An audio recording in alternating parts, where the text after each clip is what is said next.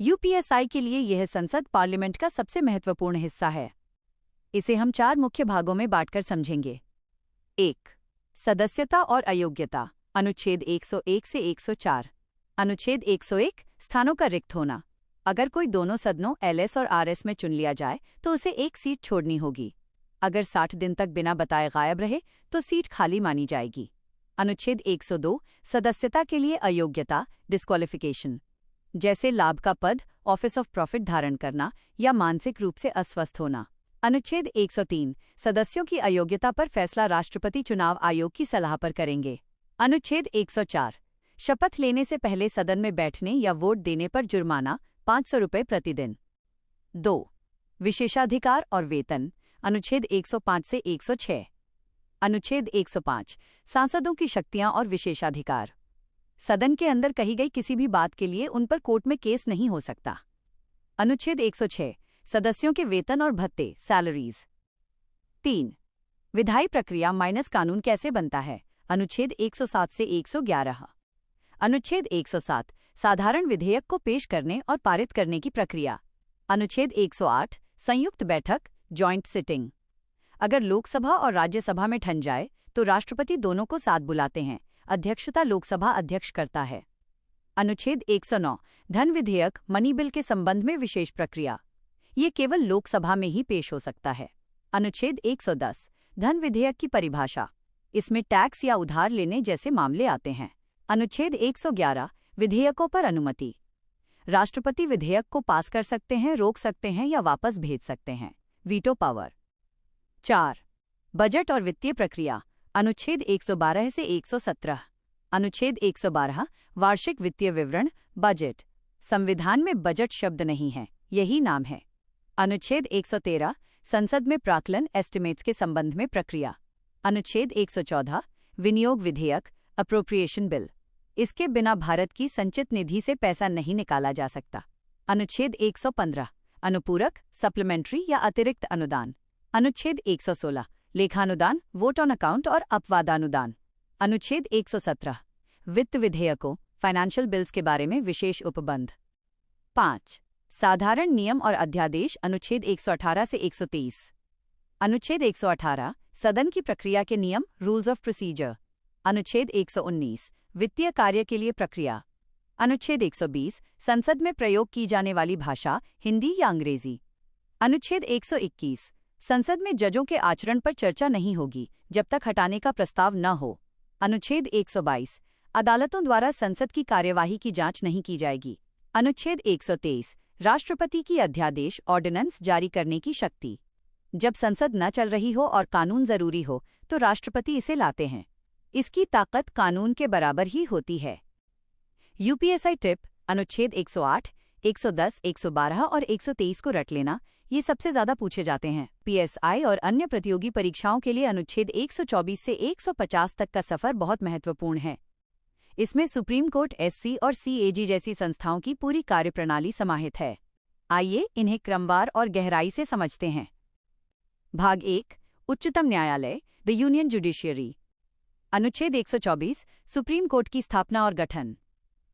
इसमें न्यायाधीशों की संख्या, उनकी नियुक्ति, प्रेसिडेंट द्वारा, योग्यता कम से कम 5 साल एचसी जज या 10 साल वकील और हटाने की प्रक्रिया, जिसे व्यवहार में महाभियोग कहते हैं, का वर्णन है। अनुच्छेद 125, न्यायाधीशों के वेतन। इनके वेतन और भत्ते संसद द्वारा निर्धारित होते हैं और संचित निधि से दिए जाते हैं। कार्यकाल के दौरान इनमें कटौती नहीं की जा सकती। अनुच्छेद 126, कार्यकारी मुख्य न्यायमूर्ति। यदि मुख्य न्यायाधीश सीजेआई का पद खाली हो तो राष्ट्रपति किसी अन्य जज को कार्यकारी सीजेआई नियुक्त कर सकते हैं। अनुच्छेद 127, तदर्थ न्यायाधीश, एडहॉक जजेस। यदि सुप्रीम कोर्ट का सत्र चलाने के लिए कोरम, न्यूनतम जज पूरा न हो तो सीजेआई राष्ट्रपति की सहमति से हाईकोर्ट के जजों को अस्थायी रूप से बुला सकते हैं। अनुच्छेद 128, सेवानिवृत्त न्यायाधीशों की उपस्थिति। सीजेआई सेवानिवृत्त, रिटायर्ड जजों को भी बैठक में बैठने का अनुरोध कर सकते हैं। अनुच्छेद 129, अभिलेख न्यायालय, court of record. Supreme court के फैसले कानून की तरह सुरक्षित रखे जाएंगे और इसके पास अपनी अवमानना, कंटेम्प्ट के लिए दंड देने की शक्ति है। अनुच्छेद 130, सुप्रीम कोर्ट का स्थान। मुख्य पीठ दिल्ली में है, लेकिन सीजेआई राष्ट्रपति की मंजूरी से इसे कहीं और भी स्थानांतरित कर सकते हैं। अनुच्छेद 131 मूल क्षेत्राधिकार। ऐसे मामले जो सिर्फ सुप्रीम कोर्ट में शुरू हो सकते हैं, जैसे केंद्र बनाम राज्य या राज्य बनाम राज्य विवाद। अनुच्छेद 132 से 134 अपीलीय क्षेत्राधिकार। अनुच्छेद 132 संवैधानिक मामले, 133 दीवानी सिविल और 134 फौजदारी क्रिमिनल के तहत हाईकोर्ट के फैसलों के खिलाफ अपील की प्रक्रिया। अनुच्छेद 134 ए अपील के लिए प्रमाण पत्र। हाईकोर्ट ये प्रमाणित करेगा कि मामला सुप्रीम कोर्ट जाने योग्य है या नहीं। अनुच्छेद 135 संघीय न्यायालय की शक्तियां। पुराने संघीय न्यायालय की शक्तियां अब सुप्रीम कोर्ट में निहित हैं। अनुच्छेद 136 विशेष अनुमति याचिका SLP। सुप्रीम कोर्ट को यह अधिकार है कि वो देश के किसी भी न्यायाधिकरण, ट्राइब्यूनल या कोर्ट के फैसले के खिलाफ अपील सुनने की अनुमति दे दे। अनुच्छेद 137 न्यायिक पुनर्विलोकन रिव्यू। सुप्रीम कोर्ट अपने ही दिए गए फैसलों पर दोबारा विचार कर सकता है और उन्हें बदल सकता है। अनुच्छेद 138 से 140 संसद की शक्तियां। संसद सुप्रीम कोर्ट के अधिकार क्षेत्र को बढ़ा सकती है। 138 रिट जारी करने की शक्ति का विस्तार कर सकती है। 139 और उसे सहायक शक्तियां दे सकती है। 140 अनुच्छेद 141 कानून की बाध्यता। सुप्रीम कोर्ट द्वारा घोषित कानून भारत के सभी न्यायालयों पर लागू होगा। अनुच्छेद 142 पूर्ण न्याय कंप्लीट जस्टिस। किसी भी मामले में न्याय सुनिश्चित करने के लिए सुप्रीम कोर्ट अपनी मर्जी से कोई भी आदेश पारित कर सकता है। अनुच्छेद 143 राष्ट्रपति की सलाह एडवाइजरी। राष्ट्रपति किसी सार्वजनिक महत्व के कानूनी सवाल पर सुप्रीम कोर्ट से राय मांग सकते हैं। अनुच्छेद 144 सिविल और न्यायिक प्राधिकारी। सभी सरकारी अधिकारी सुप्रीम कोर्ट के आदेशों को लागू करने में उसकी मदद करेंगे। अनुच्छेद 145 न्यायालय के नियम। सुप्रीम कोर्ट अपने कामकाज के नियम खुद बनाएगा। अनुच्छेद 146 खर्चे और कर्मचारी। सुप्रीम कोर्ट के अधिकारियों की नियुक्ति CJI करेंगे और खर्चे भारत की संचित निधि पर भारित होंगे। अनुच्छेद 147 व्याख्या। संविधान की व्याख्या से संबंधित तकनीकी शब्दों का स्पष्टीकरण। भाग 2 भारत के नियंत्रक महालेखा परीक्षक CAG। अनुच्छेद 148 CAG की नियुक्ति और सेवा शर्तें। भारत का एक CAG होगा। इसे राष्ट्रपति नियुक्त करेंगे और हटाने की प्रक्रिया सुप्रीम कोर्ट के जज के समान ही होगी। यह 6 वर्ष या 65 वर्ष की आयु तक पद पर रहता है। अनुच्छेद 149 CAG के कर्तव्य और शक्तियां। ये केंद्र और राज्यों की प्राप्तियों और खर्चों का ऑडिट, लेखा परीक्षा करता है। इसे सार्वजनिक धन का संरक्षक कहा जाता है। अनुच्छेद 150 लेखाओं का प्रारूप फॉर्म ऑफ अकाउंट्स। केंद्र और राज्यों के खाते किस रूप में रखे जाएंगे, ये राष्ट्रपति CAG की सलाह पर तय करेंगे। अनुच्छेद 124 सुप्रीम कोर्ट जज और अनुच्छेद 148 CAG के बीच समानताएं और अंतर समझना बहुत जरूरी है, क्योंकि इन दोनों पदों को भारतीय लोकतंत्र का स्तंभ माना जाता है। यहाँ इन दोनों की नियुक्ति और स्वतंत्रता के बीच का विस्तृत तुलनात्मक चार्ट है। अनुच्छेद 124 vs अनुच्छेद 148 एक तुलनात्मक विश्लेषण। आधार। अनुच्छेद 124 सुप्रीम कोर्ट न्यायाधीश। अनुच्छेद 148 CAG नियंत्रक एवं महालेखा परीक्षक। नियुक्ति राष्ट्रपति द्वारा कॉलेजियम की सलाह पर, राष्ट्रपति द्वारा मंत्रिमंडल की सलाह पर। कार्यकाल 65 वर्ष की आयु तक, 6 वर्ष का कार्यकाल या 65 वर्ष की आयु, जो भी पहले हो। शपथ राष्ट्रपति या उनके द्वारा नियुक्त व्यक्ति के समक्ष, राष्ट्रपति के समक्ष। हटाने की प्रक्रिया संसद के दोनों सदनों में विशेष बहुमत से पारित प्रस्ताव पर राष्ट्रपति द्वारा। बिल्कुल वही प्रक्रिया जो सुप्रीम कोर्ट के जज को हटाने की है। पद के बाद की स्थिति। भारत के किसी भी न्यायालय में वकालत करने पर रोक। भारत सरकार या राज्य सरकार के अधीन किसी भी अन्य पद पर नियुक्ति के लिए अपात्र। वेतन और भत्ते। भारत की संचित निधि पर भारित संसद में मतदान नहीं होता। भारत की संचित निधि पर भारित संसद में मतदान नहीं होता। मुख्य कार्य न्याय प्रदान करना और संविधान की व्याख्या करना, सरकारी खर्चों का ऑडिट करना और वित्तीय पारदर्शिता सुनिश्चित करना। इन अनुच्छेदों की गहराई डीप डाइव। 1.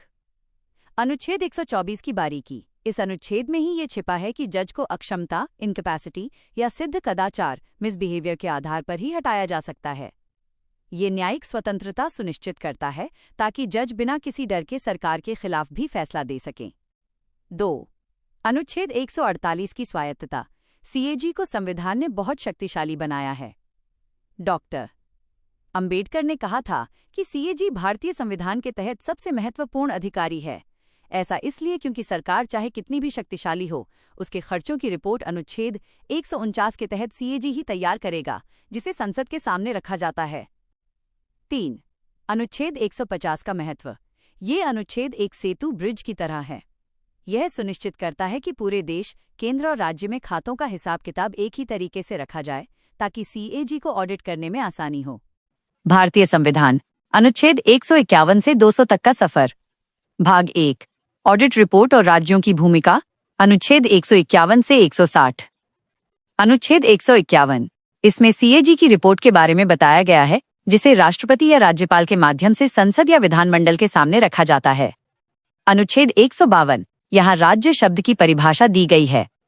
अनुच्छेद 153, राज्यों के राज्यपाल के पद का प्रावधान है। अनुच्छेद 154, राज्य की सभी कार्यपालिका शक्तियां राज्यपाल के हाथ में होती हैं। अनुच्छेद 155, राज्यपाल की नियुक्ति राष्ट्रपति द्वारा की जाती है। अनुच्छेद 156, राज्यपाल के कार्यकाल के बारे में जानकारी। अनुच्छेद 157 और 158, राज्यपाल पद के लिए योग्यताएं और सेवा की शर्तें। अनुच्छेद 159, राज्यपाल द्वारा ली जाने वाली शपथ। अनुच्छेद 160, विशेष परिस्थितियों में राज्यपाल के कार्यों का निर्वहन। भाग 2, राज्य की कार्यपालिका और मंत्रिपरिषद, अनुच्छेद 161 से 167। अनुच्छेद 161, राज्यपाल की क्षमादान देने की शक्ति। अनुच्छेद 162, राज्य की कार्यपालिका शक्ति की सीमा कहां तक होगी। अनुच्छेद 163, राज्यपाल की सहायता के लिए एक मंत्रिपरिषद होगी जिसका मुखिया मुख्यमंत्री होगा। अनुच्छेद 164, मंत्रियों की नियुक्ति और उनकी जिम्मेदारियों के नियम। अनुच्छेद 165, राज्य का महाधिवक्ता, एडवोकेट जनरल राज्य सरकार का कानूनी सलाहकार। अनुच्छेद 166, राज्य सरकार के कार्यों का संचालन कैसे होगा। अनुच्छेद 167, मुख्यमंत्री का कर्तव्य कि वह राज्यपाल को शासन संबंधी जानकारी दे। भाग 3, विधानमंडल का गठन, अनुच्छेद 168 से 185। अनुच्छेद 168, राज्यों में विधानमंडलों का गठन। अनुच्छेद 169, विधान परिषद बनाना या उसे समाप्त करना। अनुच्छेद 170, विधानसभा की बनावट। अनुच्छेद 171, विधान परिषद की बनावट। अनुच्छेद 172, विधानमंडल का कार्यकाल। अनुच्छेद 173, सदस्यों विधायकों की योग्यता। अनुच्छेद 174, सदन का सत्र बुलाना और उसे भंग करना। अनुच्छेद 175 और 176, राज्यपाल का सदन को संबोधित करने का अधिकार। अनुच्छेद 177, मंत्रियों और महाधिवक्ता के सदन में अधिकार। अनुच्छेद 178 से 185, विधानसभा के अध्यक्ष, उपाध्यक्ष और विधान परिषद के सभापति के पद और उन्हें हटाने की प्रक्रिया। भाग 4, सदन की प्रक्रिया और सदस्य, अनुच्छेद 186 से 195। अनुच्छेद 186, अध्यक्ष और उपाध्यक्ष के वेतन भत्ते। अनुच्छेद 187, विधानमंडल का अपना सचिवालय। अनुच्छेद 188, सदस्यों द्वारा शपथ लेना। अनुच्छेद 189, सदन में वोटिंग और कोरम, गणपूर्ति। अनुच्छेद 190, सदस्यों की सीट का खाली होना। अनुच्छेद 191, सदस्यता के लिए अयोग्यताएं। अनुच्छेद 192, अयोग्यता के सवालों पर निर्णय। अनुच्छेद 193, नियमों के खिलाफ बैठने या वोट देने पर जुर्माना। अनुच्छेद 194, विधायकों की शक्तियां और विशेषाधिकार। अनुच्छेद 195, सदस्यों के वेतन और भत्ते। भाग 5, बिल विधेयक कैसे बनते हैं, अनुच्छेद 196 से 200। अनुच्छेद 196, बिलों को पेश करने और पारित करने के नियम। अनुच्छेद 197, विधान परिषद की शक्तियों पर कुछ पाबंदियां। अनुच्छेद 198, धन विधेयक, मनी बिल के लिए विशेष प्रक्रिया। अनुच्छेद 199, धन विधेयक की सही परिभाषा। अनुच्छेद 200, विधेयकों पर राज्यपाल की अनुमति। इसके बिना कोई भी बिल कानून नहीं बन सकता। आशा है कि ये सीक्वेंस आपको अच्छे से समझ आ गया होगा। आज के लिए बस इतना ही। वीडियो देखने के लिए बहुत बहुत शुक्रिया। अगर आपको ये पसंद आया तो लाइक करना न भूलें। मिलते हैं अगली वीडियो में।